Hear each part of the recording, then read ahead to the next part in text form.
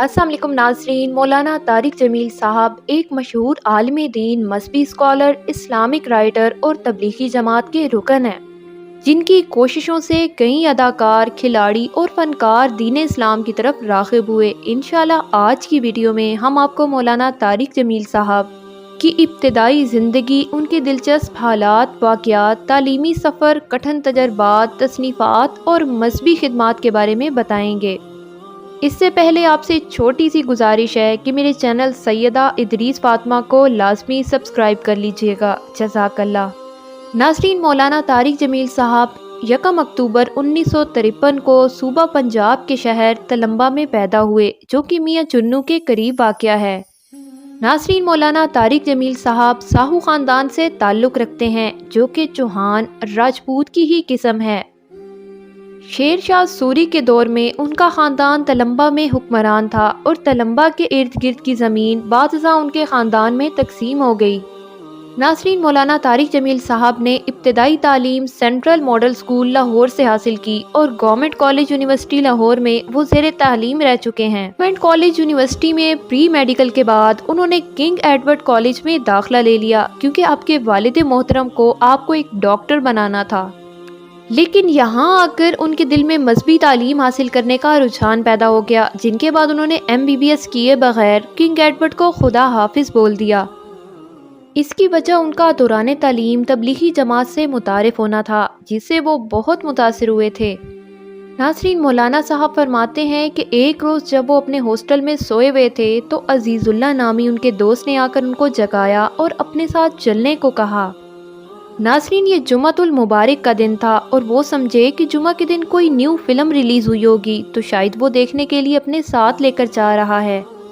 یہ سننے کے بعد مولانا صاحب اپنے دوست کے ساتھ چل دیے۔ راستے میں ان کے دوست نے کہا کہ پہلے ہمیں جمعہ کی نماز ادا کرنی ہے۔ اس پر مولانا طارق جمیل سمجھے کہ شاید سیکنڈ شفٹ کی بکنگ ہوگی، اس لیے پہلے جمعہ کی نماز پڑھ لیتے ہیں۔ ناظرین، پھر انہوں نے نیلا گنبد میں جمعہ کی نماز ادا کی۔ اس کے بعد مولانا طارق جمیل صاحب کے دوست نے کہا کہ اب ہمیں تبلیغی جماعت کے ساتھ جانا ہے۔ اس پر مولانا طارق جمیل صاحب نے کہا کہ میں نہیں جا رہا، مگر آپ کا دوست زبردستی آپ کو لے کے گیا۔ ناظرین، مولانا طارق جمیل صاحب اس دور میں اپنے کالج کے بہترین سنگر بھی ہوا کرتے تھے اور مختلف فنکشنز پہ سنگنگ بھی کیا کرتے تھے اور اپنے حلقہ احباب میں بہت مقبول تھے۔ لہٰذا مولانا صاحب اپنے دوست کے ساتھ 3 دن تبلیغی جماعت میں رہے۔ مولانا طارق جمیل اس تجربے سے بہت متاثر ہوئے۔ انہوں نے سوچا کہ اگر اس وقت میں مر جاؤں تو میں کہاں جاؤں گا، جنت میں یا دوزخ میں؟ ناظرین، اسی سوچ بچار میں 3 دن سے زیادہ 4 ماہ تک تبلیغی جماعت کے ساتھ منسلک ہونے کا فیصلہ کر لیا۔ ناظرین، مولانا طارق جمیل صاحب ایک بڑی زمیندار فیملی سے تعلق رکھتے تھے۔ اس 4 ماہ کے سفر کے بعد اب انہوں نے فیصلہ کر لیا کہ اب وہ ڈاکٹر نہیں بنیں گے بلکہ مولوی بنیں گے۔ اس فیصلے کے بعد ان کو خاندان سے لان تان اور کافی باتیں سننی پڑیں۔ ناظرین، مولانا صاحب کے دیہات میں امام صاحب کی تنخواہ نہیں ہوا کرتی تھی، جس کی وجہ سے وہاں کا امام مسجد مغرب کے بعد برتن اٹھا کر پورے گاؤں کے چکر لگاتا اور ہر گھر سے کھانا لے کر اپنے گھر واپس لوٹتا، جس پر وہ اور اس کے بال بچے گزارا کر رہے تھے۔ اس کا نام محمد بخش تھا۔ تو مولانا صاحب کے گھر والے اور خاندان والے انہیں اس امام کی ایگزامپل دیا کرتے تھے کہ تمہارا بھی مستقبل اسی طرح میں نظر آ رہا ہے، نہ ہی کوئی تمہیں رشتہ دے گا، نہ ہی معاشرے میں تمہاری کوئی عزت ہوگی۔ ان کے ڈیرے پر ان کے والد، تایا جان اور گاؤں کے تمام بزرگ ان کو سمجھاتے اور تذلیل کرتے۔ ناظرین، مولانا صاحب کو 6 سے 7 ماہ تک یہ سب برداشت کرنا پڑا، مگر آپ نے تحمل مزاجی کا مظاہرہ کیا۔ ناظرین، اللہ پاک نے ان کو اپنے کام کے لیے چن لیا تھا۔ ناظرین، 23 نومبر 1972 کو جمعے کا دن تھا۔ مولانا صاحب ناشتہ کر رہے تھے کہ اتنے میں ان کے والد محترم شدید جلال میں گھر میں داخل ہوئے اور انہوں نے طارق جمیل کو حکم دیا کہ اگر تم نے مولوی بننا ہے تو میرے گھر سے نکل جاؤ۔ ناظرین، مولانا صاحب نے رنجیدہ ہو کر بستر اٹھایا اور رائے ونڈ چلے گئے۔ انہوں نے مذہبی تعلیم جامعہ عربیہ رائے ونڈ سے حاصل کی، جہاں انہوں نے قرآن و حدیث، فقہ، تصوف، شریعت اور اسلامی علم قانون کی تعلیم حاصل کی۔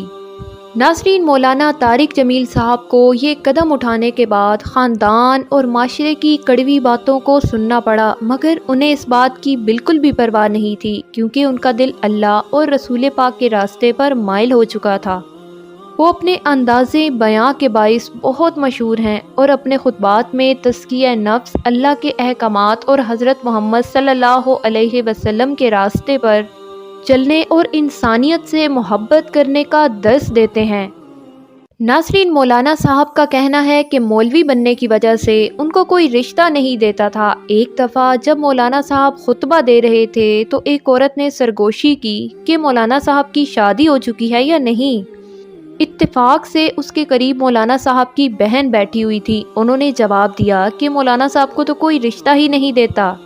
फिर इसी औरत ने मौलाना साहब को अपना दामाद बनाने का फ़ैसला किया और उनकी शादी हो गई। मौलाना साहब तबलीगी जमात के साथ 6 बरआज़मों का सफ़र कर चुके हैं।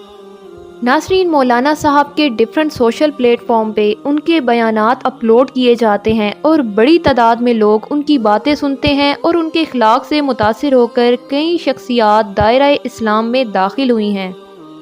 इसके बाद इंज़मामुल हक, जुनैद जमशेद, सईद अनवर, वीना मलिक और आमिर खान उनसे मुतासिर होकर दायरा इस्लाम में दाखिल हुए। और नाज़रीन, मौलाना साहब फ़िरक़ा वारियत की सख्त मज़म्मत करते हैं। नाज़रीन, 2020 में गवर्नमेंट ऑफ पाकिस्तान ने उनकी खिदमात का एतराफ़ करते हुए उन्हें तग़मा हुस्ने कारकर्दगी दिया। इसके अलावा मौलाना साहब के 2 साहबजादे हैं जिनके नाम मौलाना यूसुफ जमील और आसिम जमील है। हमारी दुआ है कि अल्लाह रब्बुल इज़्ज़त उनका साया शफ़क़त हमेशा हमारे सरों पे कायम रखे, आमीन। और वो इसी तरह मुल्क व कौम की खिदमात करते रहें। अल्लाह ताला हमें उनकी तालीमात और उनकी बातों पे अमल करने की तौफ़ीक़ अता फ़रमाए, आमीन।